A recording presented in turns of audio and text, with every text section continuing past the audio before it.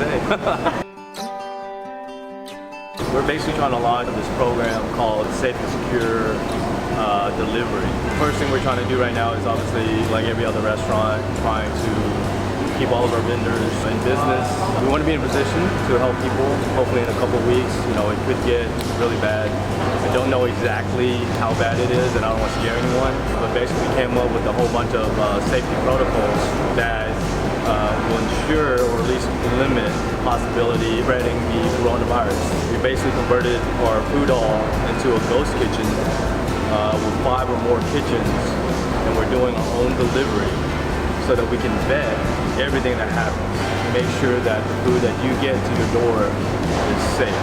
But more importantly, we want to be in a position to help out the community, help the hospitals, which we know is going to be hit really hard with this thing. We want to publish everything we're doing so that everyone can see what we're doing and they can kind of duplicate it. Unlike other hurricanes or other natural disasters, this thing affects everyone. There's not a single person in this earth that's not affected by this virus, and we can't just band together, come together, because we can do as much harm as good. And so we figured this is the best way for us to help do our part, and we hope people trust us and order food, support local entrepreneurs, and hopefully we'll be in a position to help and do more. But we're not using a third-party delivery system. We're not using Uber. We're not using DoorDash. We felt like we can take all the precautions we want. We can, but as soon as we hand it off to a driver, that driver may be sick. And granted, any one of us can be sick, but we're taking a lot of precautions like sanitizing the car, taking temperatures of the driver. So when the driver actually comes and delivers to your door, you'll be able to see his temperature and what time it was read at. That's just an example of some of the precautions that we're taking. We have a very extensive check-in process that TSA would be very proud of. We're doing a lot of different things that, hopefully makes all of our employees safe and making sure that your food is safe.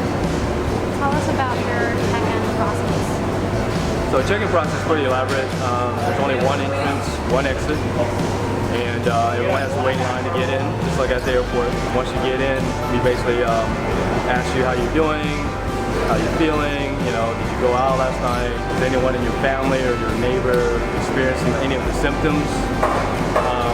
We also check your temperature, we spray you down with a sanitizer, we spray your bag, we spray all your belongings, and then after we log you in, documenting the time that you were here, just in case something happened, then you go and wash your hands before you can even come in. Some of these safety protocols seem extreme right now, but we're not planning for the now. We're planning for the 2 weeks to 2 months from now. So hopefully, it's not as bad as it could be, and that's great. But if it is bad, then we're ready for it. So here we've got the hub of the operation. This is where all of the orders come in, and then we decide which are going to be takeout, which are going to be delivery, and separate them. On one side, we have the drop. This is where all of the vendors, when they fulfill their order, they drop it here, then our guys pick it up, they bring it over to the expo.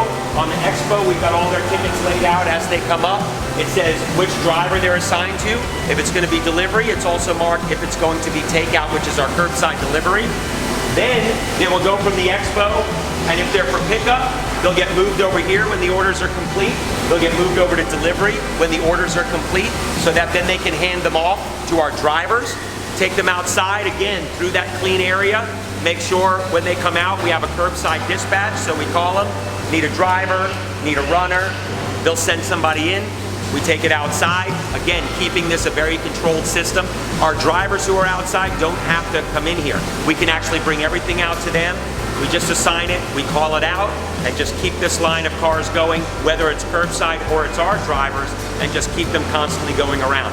Then we actually use the software as well. We'll be able to track all the different drivers, know when some are close, when some are far, what neighborhoods they're in also.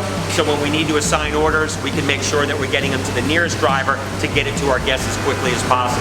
One of the other adaptations that we've had to make is normally we wouldn't be selling any alcohol out the door, but actually TABC with our permit, the fact that we have a mixed beverage permit and a food permit, during this crisis we can actually send beer, wine, and sake, and soon liquor, we can send as long as it's a sealed package.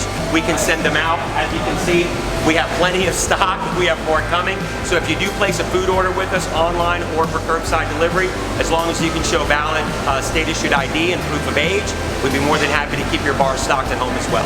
So like we were talking about earlier, when our employees come in and out, we're having them use the same entrance so that we can vet everybody coming in and out of the building. The same thing applies in a separate area for all of our deliveries that are coming in. We've already had discussions with all of our vendors prior to this happening of what our controls would be in the building to make sure that everything coming in, including all of our produce, all of our seafood, all of our proteins, all of that comes into the building from multiple vendors, including local farms, is actually clean and sanitized when it gets here. So we'll look back here, there's an area here where all of our deliveries are only allowed to come through one access point. Ian Arocha, who's worked on our sanitation and safety protocols, he's usually here with one of our other staff members as well. They're all trained exactly the same way to receive goods. The vendors outside cannot actually come in the building. They cannot come beyond this point. We receive the goods in here. We break down all of the boxes here. They're all sanitized. Then we take the food and bring it here to a table that is repeatedly sanitized and cleaned all throughout the shift. Then it can move off into the hall by people outside this perimeter. So again, we're just putting these redundancies in so that we try to keep the hall as safe and sanitary as possible so that we're not helping to spread any contagion, and we're just keeping our place as clean and safe for our employees as well, and provide an environment that's better to the public. We have to make the best use of the space that we have and what we have to work with, so we've actually had to do some conversion. Lockwood Station inside Bravery Chef Hall, we've had to sort of convert this into our supplier triage center. Again, like we saw before, that we can bring in and receive all goods that come into the hall and things that we can prepare, even dry goods that come in containers. We make sure everything's cleaned and sanitized, and then it can come into the hall. So Lockwood will be coming back soon, but for now, I think we're making the best use of the space, again, in the interest of public safety.